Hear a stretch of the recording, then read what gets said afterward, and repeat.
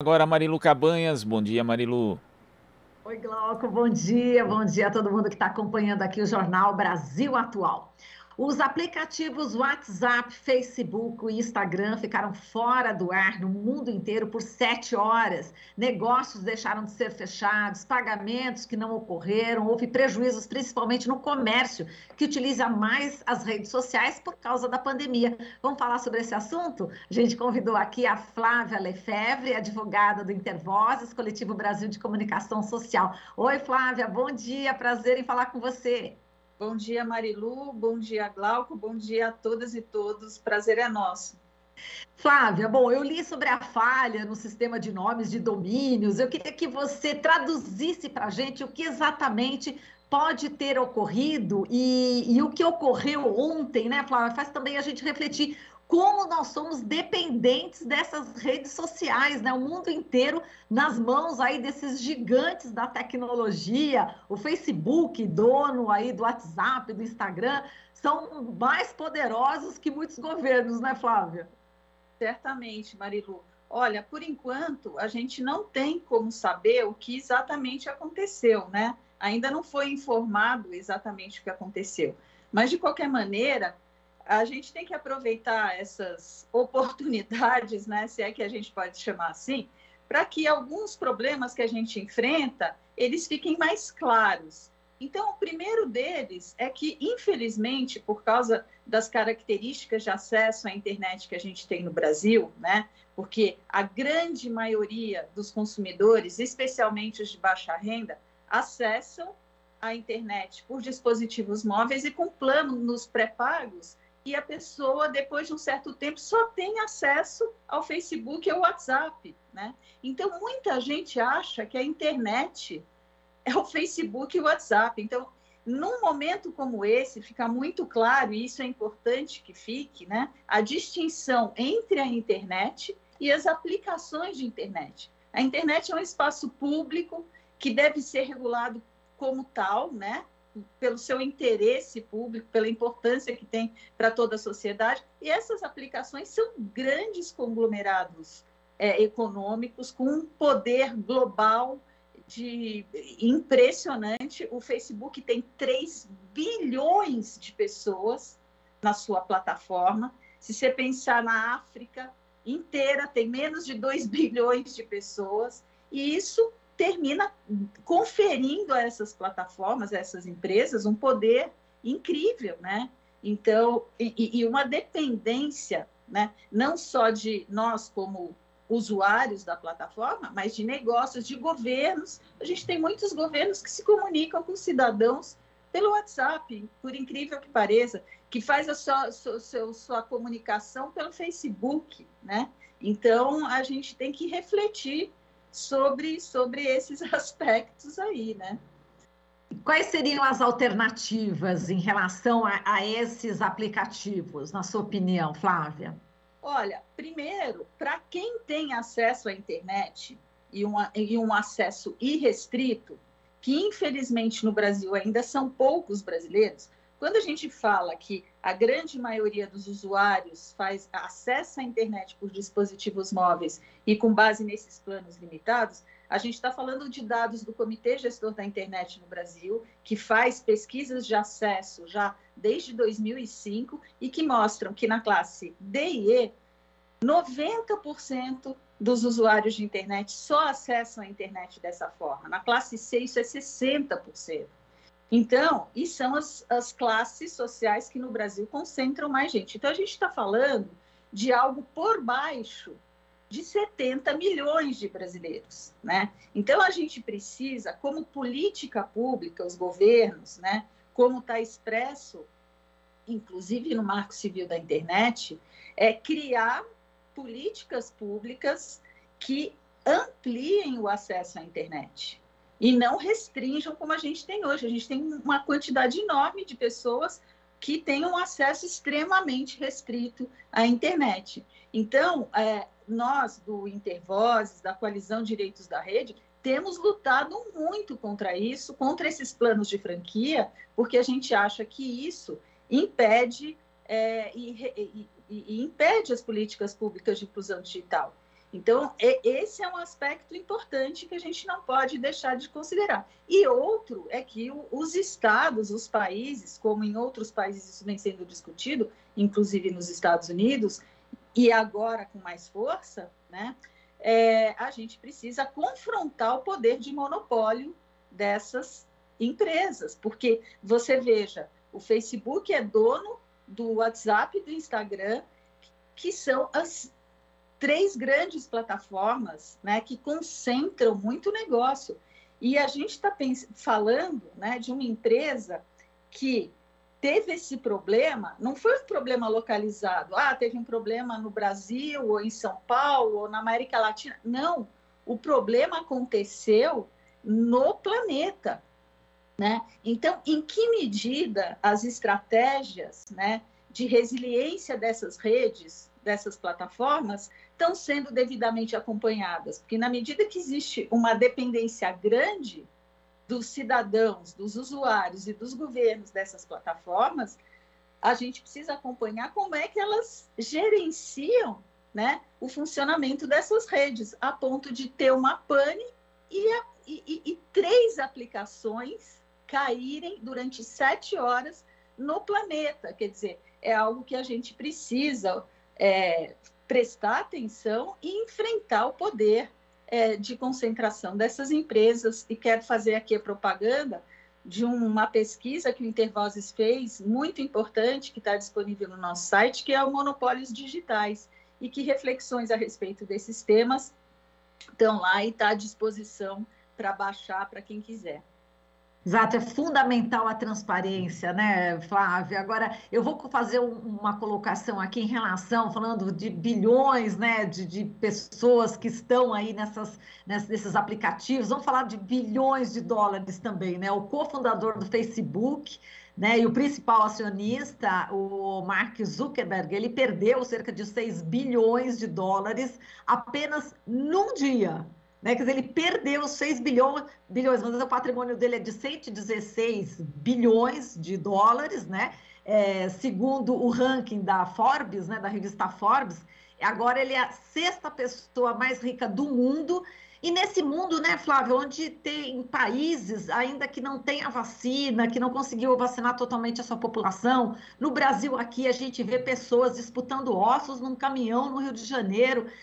Como é que você vê esses bilhões de dólares concentrados em apenas uma pessoa?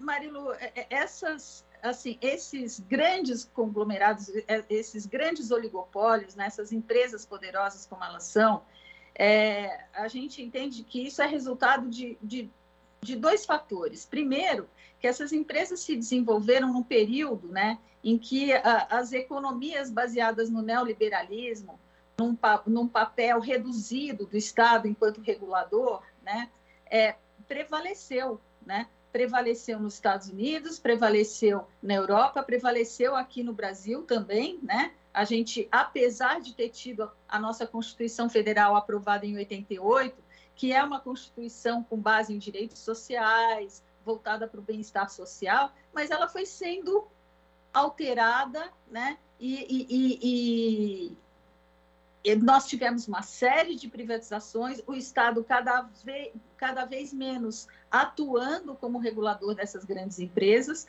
e aí elas avançaram, e a tecnologia, né, e a concentração de dados coletados por essas empresas, porque o modelo de negócios delas é baseado em publicidade, com base nos dados que elas coletam e tratam, né, dos usuários dessas plataformas, isso confere a elas um poder extraordinário e que a gente, hoje, na comunidade europeia, nos Estados Unidos, aqui, né, estamos discutindo como regular a atuação dessas plataformas.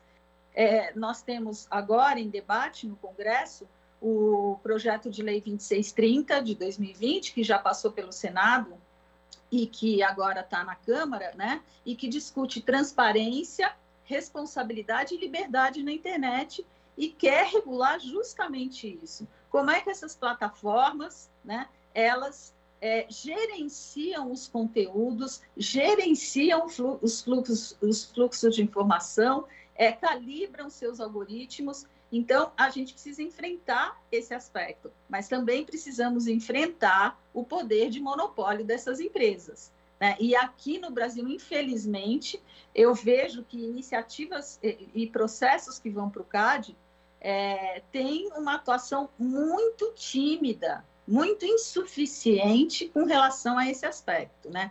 Se na Europa e nos Estados Unidos isso está sendo enfrentado de uma forma mais forte, né? Aqui no Brasil nós estamos muito tímidos nisso daí e precisamos aproveitar oportunidades, casos como acontecimentos, né? Não vou chamar de oportunidade, né? Mas acontecimentos como este, para ver como é ruim para o país, né? A gente ter serviços essenciais, porque a conexão à internet é um serviço essencial, de acordo com o Marco Civil. A gente precisa da internet para acessar outros serviços públicos, para acessar outros serviços, para se comunicar, e isso não pode ficar na mão de agentes econômicos poderosos que a gente vê aí que volta e meia estão envolvidos com o escândalo de vazamento de dados, com o uso de dados para campanha política, para propaganda política, que nos colocou na situação em que estamos hoje, extremamente degradada pelo aspecto democrático. Então, esse é um assunto muito sério e a gente deve aproveitar esse fato para aprofundar as reflexões a respeito da atuação dessas plataformas nas nossas sociedades. Isso mesmo. E Flávia, falando dos Estados Unidos também, a ex-funcionária do Facebook, né, a Frances Hogan, que trabalhou, né, como gerente de produtos na empresa, era responsável por projetos relacionados com eleições, você citou agora as eleições aqui no Brasil, disse que o Facebook coloca o lucro acima da segurança. Hoje ela deve falar no Congresso americano, a partir de informações que ela tinha, o Wall Street Journal publicou uma série de reportagens denunciando o Facebook. Nesse contexto de blackout, esse depoimento aí ganha importância, né? Mundial, né, Flávia? Certamente, né? A gente precisa deixar, né, de ver nessas plataformas, né? Vou repetir o que eu disse lá no começo, elas não são a internet, né? Elas são empresas, né, muito poderosas que estão ocupando um estado que é um espaço que é público. A internet é um espaço público. Quando eu digo que é um espaço público, aqui no Brasil nós tivemos em 2014 o Encontro Net Mundial, organizado pelo Comitê Gestor da Internet no Brasil, com a participação de mais de 112 países, onde se definiu, né, princípios para a governança da internet. E entre eles está o reconhecimento do caráter público da internet, o reconhecimento do caráter público das infraestruturas, né, de rede que dão suporte à internet, tanto as redes físicas de telecomunicações, quanto as redes lógicas, né, onde trafegam esses conteúdos todos, e a gente precisa dar consequência a isso, né? E os estados começam a dar, você vê, nos Estados Unidos, eles estão em cima disso, né? O Biden nomeou para o seu secretariado uma figura importante, que é o Tim Wu, que é o precursor do conceito da neutralidade da rede, que é um princípio importantíssimo que está na nossa lei também, que garante que a internet permaneça aberta, né, sem discriminação. Só que o que acontece? Lá eles estão dando esse tratamento. Aqui a gente tem, apesar dos esforços de várias entidades da sociedade civil questionando esse modelo de acesso à internet que a gente tem aqui, extremamente lesivo. Você vê, a pandemia agora revelou, né, o fosso digital que existe, como as classes mais baixas têm um acesso à internet muito desqualificado, restrito, né? A gente fala que existe aqui no Brasil uma internet para os ricos e uma internet para os pobres, né? E isso está muito relacionado com o poder dessas plataformas. A gente tem no Brasil as grandes empresas de telecomunicações que fazem a conexão à internet associadas ao Facebook e WhatsApp, que é do mesmo grupo econômico. dominando esse mercado.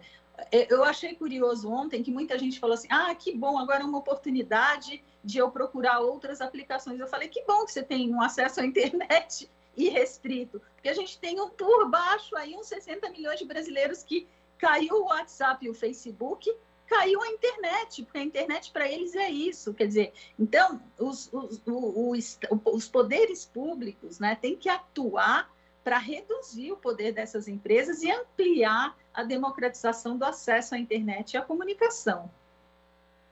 Agora, falando em outros aplicativos, bom, tem o Telegram, Twitter, TikTok, o pessoal ontem com a minha pauteira aqui, a gente conversava assim, Marilu, eu liguei para ela no telefone mesmo, né, enfim, na linha direta, estranhei que ela não recebeu minha mensagem, sugerindo, inclusive, a sua entrevista, eu falei, aliás, sugerindo uma outra entrevista, só que essa entrevista que eu tinha sugerido, com essa história já caiu, para sugerir aí depois você, justamente a gente se falou pelo celular, de forma analógica, né? Agora, muita gente foi para o Telegram, ela mesma falou, estou tentando falar com os entrevistados pelo Telegram, enfim, muita gente pelo Twitter, TikTok. Como é que você viu também essa migração? E parece que houve um pouco de estabilidade também, não é isso? Sim, foi curioso, porque eu faço... Eu tenho conta em várias aplicações dessas, né? Eu tenho no Telegram, no Signal, no Wire, tem diversas, a gente se comunica por pessoal da rede, né? De direitos digitais, da coalizão Direitos na Rede, a gente se comunica por várias aplicações, a gente não fica focado aí no WhatsApp, não. E foi curioso porque ver pessoas, né, que a gente conhece do Facebook, que trabalham no Facebook, fulano entrou no Telegram, fulano entrou no Telegram. Então, acontecimentos como esse fazem as pessoas constatarem que existe uma diversidade, né, de outros fornecedores, porque essas empresas nada mais são do que fornecedores de serviço na internet, né? Eles usam a internet, né, que é uma rede de redes, para prestar os seus serviços. Então, isso é positivo, porque isso mostra que a gente não depende do Zuckerberg. Apesar de seus planos megalomaníacos, né, de dominar o mundo, né, de querer ter até um dinheiro próprio do Facebook, né, que é o objetivo dele. Hoje, transações bancárias estão começando a acontecer pelo WhatsApp. Quer dizer, existe uma concentração das atividades econômicas e comunicacionais, todo revertendo para essas plataformas. Isso é negativo, isso não pode acontecer. Então, na medida em que as pessoas têm a oportunidade de, num momento desses, olhar e dizer, não, mas então existe mundo e luz e internet para fora do Facebook, do WhatsApp, do Instagram, isso é positivo, eu considero que seja positivo.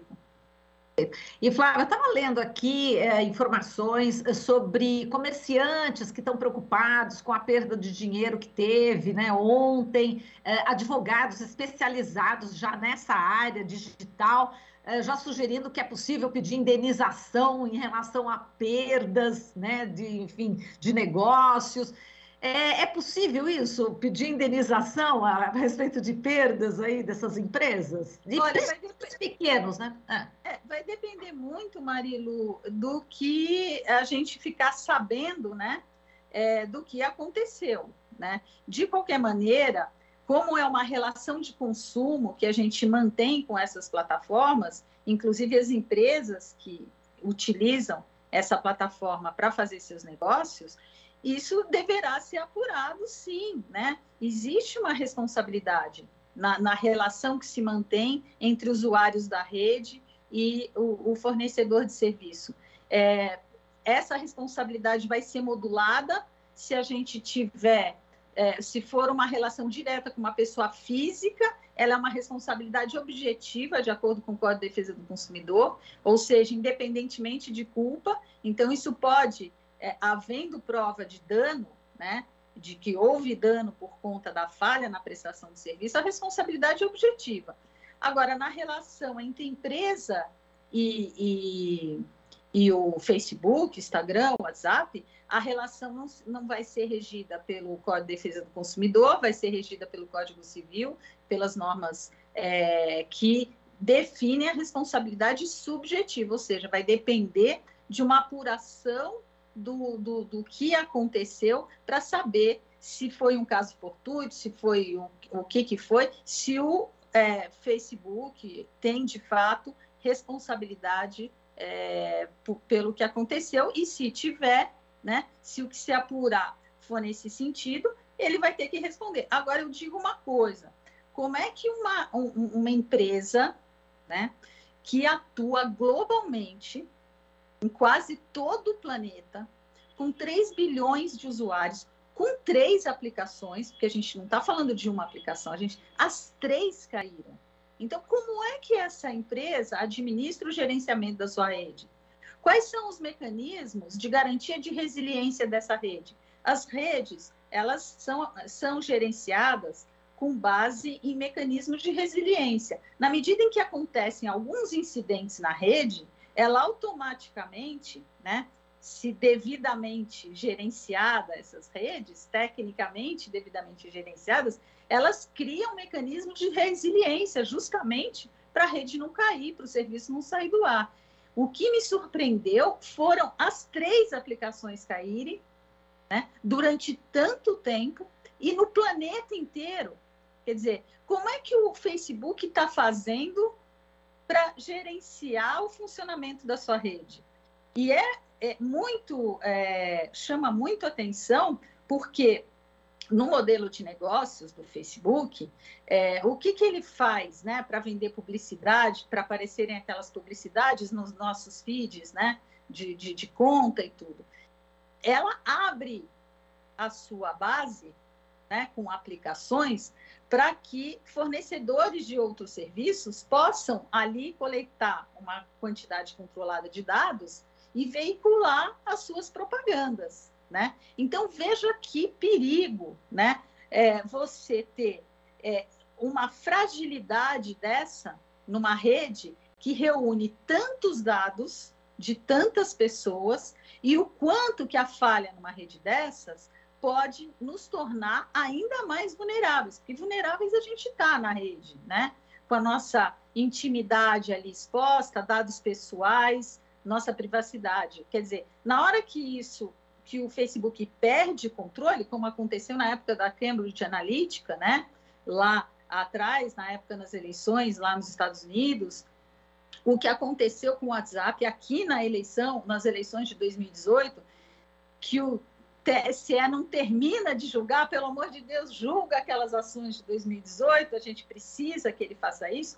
Então, a responsabilidade do Facebook e das empresas do seu grupo econômico, ela me parece que ela está bem presente nesse caso, porque a falha com essa abrangência, com essa extensão, me parece algo bastante grave. Agora, o que dá para pensar a partir daí, hein, Flávia? Quer dizer, a gente vai ter ainda muitas notícias decorrentes desse blackout de ontem, né? Isso vai repercutir muito, né? E vai repercutir, inclusive, né, nesses debates públicos que estão acontecendo. Esse projeto de lei 2630 que eu te falei, né, sobre liberdade, responsabilidade e transparência na internet, ele vai ser também contaminado por isso, né? A gente, na questão de transparência sobre o gerenciamento dessas redes, a gente precisa muito mais, né? Falta muita transparência na forma de como essas empresas gerenciam suas redes, na forma como elas calibram seus algoritmos, na forma de como elas usam os nossos dados pessoais, na forma que elas deixam, né, o impulsionamento, aconteceu o impulsionamento de notícias falsas, de desinformação, que compromete aspectos políticos, comprometem aspectos de política pública, como essa depoente hoje, ex-funcionária do Facebook, certamente vai revelar no seu depoimento lá no Senado. Então, vai ter muita repercussão ainda, e agora a gente precisava, aqui no Brasil, ter uma postura mais crítica por parte dos poderes públicos em relação a essas empresas, né? Elas têm um domínio muito grande, né, nas esferas políticas, e isso não é bom para o Brasil, não tem sido bom para nós. Com certeza. Flávia, muitíssimo obrigada pela sua entrevista, muito esclarecedora, muito didática. Foi um prazer enorme falar com você, viu? Um beijo. Obrigadíssima, Marilu. Obrigada a todos. Bom dia. Até mais. Até mais. Bom dia. Falamos aqui com a Flávia Lefebvre, ela que é advogada do Intervozes, Coletivo Brasil de Comunicação Social. Você está ouvindo Jornal Brasil Atual. As notícias que os outros não dão.